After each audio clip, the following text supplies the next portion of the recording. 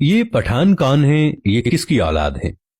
یاد رکھیں دوستو، پٹھان یا پشتون جو قوم ہے وہ پوری دنیا میں غیرت اور بہادری کی مثال سمجھی جاتی ہے۔ تاریخ گواہ ہے کہ نہ تو یہ کسی بادشاہ سے ڈرے ہیں اور نہ ہی کبھی کسی ظالم حکمران کا خوف طاری ہوا ہے ان پر۔ دنیا میں اب تک کئی بڑی بڑی اقوام نے متعدد بار پٹھانوں کو زیر کرنے کی کوشش کی ہے، مگر سب کے سب ناکام رہے، اور آدھی دنیا فتح کرنے والے سکندر اعظم نے بھی جب افغانستان میں اپنا قدم رکھا تو پختونوں نے دنیا کی سب سے بڑی منظم فوج کو بھی دھول چٹا کر رکھ دی، اور یہ سلسلہ امریکہ کو افغانستان سے بھگانے کی صورت میں آج تک ایسے ہی جاری ہے۔ آخر یہ پٹھان ہیں کون اور یہ کس نسل سے تعلق رکھتے ہیں، اور رسول اللہ صلی اللہ علیہ وآلہ وسلم نے ان لوگوں کے لیے کیا دعا فرمائی تھی؟ آج کی اس ویڈیو میں ہم آپ کے ساتھ دنیا کی اس بہادر قوم کے بارے میں ڈسکس کریں گے جسے دنیا پٹھان اور افغان کہتی ہے۔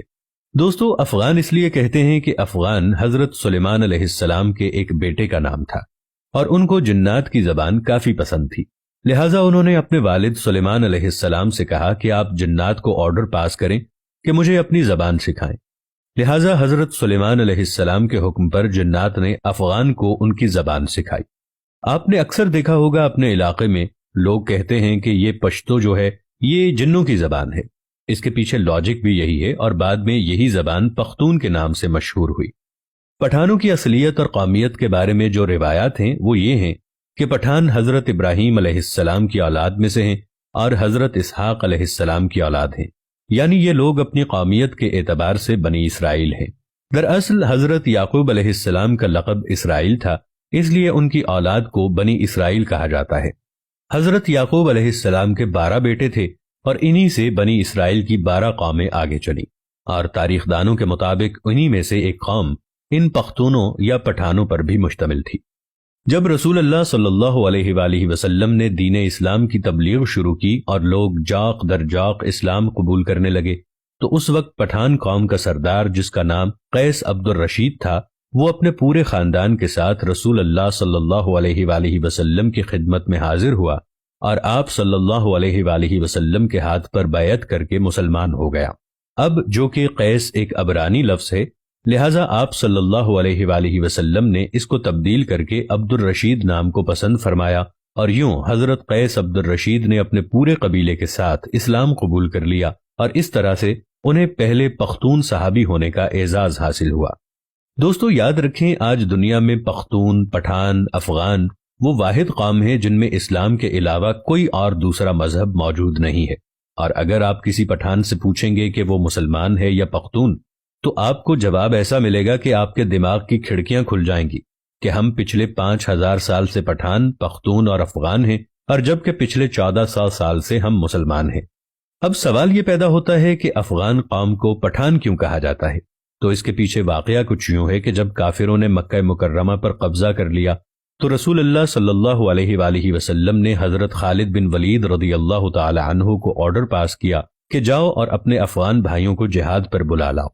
لہذا حضرت خالد بن ولید رضی اللہ تعالی عنہ کہاں گئے؟ حضرت خالد بن ولید رضی اللہ تعالی عنہ افغانستان کی طرف روانہ ہوئے، اور افغانی سردار قیس عبد الرشید کو رسول اللہ صلی اللہ علیہ وآلہ وسلم کا پیغام ارسال کیا، اور پھر جلد ہی قیس عبد الرشید کی قیادت میں افغانستان سے پختونوں کا ایک بہت بڑا لشکر مکہ کی طرف روانہ ہو گیا۔ شام کو حضرت خالد بن ولید رضی اللہ تعالی عنہ نے رسول اللہ صلی اللہ علیہ وآلہ وسلم کو یہ خوشخبری سنائی کہ افغانیوں نے آتے ہی مشرکین کا قتل عام شروع کر دیا ہے، اور تمام کافروں کا صفایا کر کے اب افغانی مکہ مکرمہ پر قابض ہو چکے ہیں۔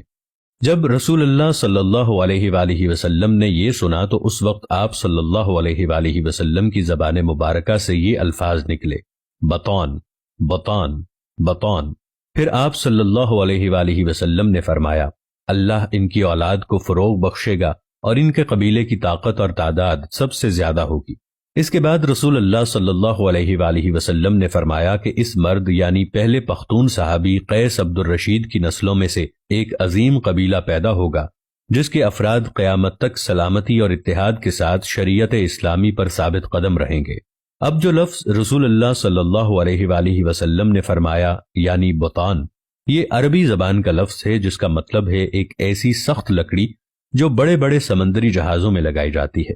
جس کو سمندر کا خطرناک پانی بھی برباد نہیں کر سکتا۔ یعنی پٹھانوں کو ان کا یہ نام خود رسول اللہ صلی اللہ علیہ وآلہ وسلم نے دیا تھا، اور جب یہ لفظ بطان بر صغیر میں پہنچا تو بطان سے پٹھان ہو گیا۔ آج اس قوم کو فارسی زبان میں پشتون اور ان کی مقامی زبان میں پختون اور اردو زبان میں پٹھان کہہ کر پکارا جاتا ہے۔ یہ قوم پوری دنیا کے مختلف علاقوں میں پھیلی ہوئی ایک غیرت مند قوم شمار کی جاتی ہے، جس میں افغانستان، پاکستان اور بھارت اول نمبر پر آتے ہیں۔ پٹھانوں نے قیام پاکستان میں بھی بھرپور حصہ لیا تھا، اور بعض انگریز مورخین کا ماننا ہے کہ یہ پٹھان قوم ارجینیا کے کسی علاقے میں رہا کرتی تھی، اور ارجینیا کے لوگوں کا بھی یہی کہنا ہے کہ پٹھان قوم ارجینیا کا ایک حصہ ہے۔ پٹھانوں کا اللہ کی راہ میں لڑنے کا جذبہ ہے جو آج تک اس قوم کے اندر ایسے ہی باقی ہے۔ یہ لوگ اپنے دین کو لے کر کافی سخت ہوتے ہیں اور شریعت اور نام خداوندی کے لیے ہر وقت مر مٹنے کے لیے تیار ہوتے ہیں۔ آپ نے افغانستان میں تو دیکھا ہوگا، جس کا نظارہ ہمیں دنیا کے اکثر مختلف حصوں میں دیکھنے کو بھی ملتا رہتا ہے۔ اس قوم کا ذکر قرب قیامت میں پیش آنے والے واقعات میں بھی ملتا ہے، اور بعض مورخین کے مطابق حضرت امام مہدی رحمت اللہ علیہ کی مدد کے لیے جو بر صغیر سے کالے جھنڈوں کا لشکر نکلے گا، ان میں کافی بڑی تعداد انہی پٹھانوں پر مشتمل ہوگی۔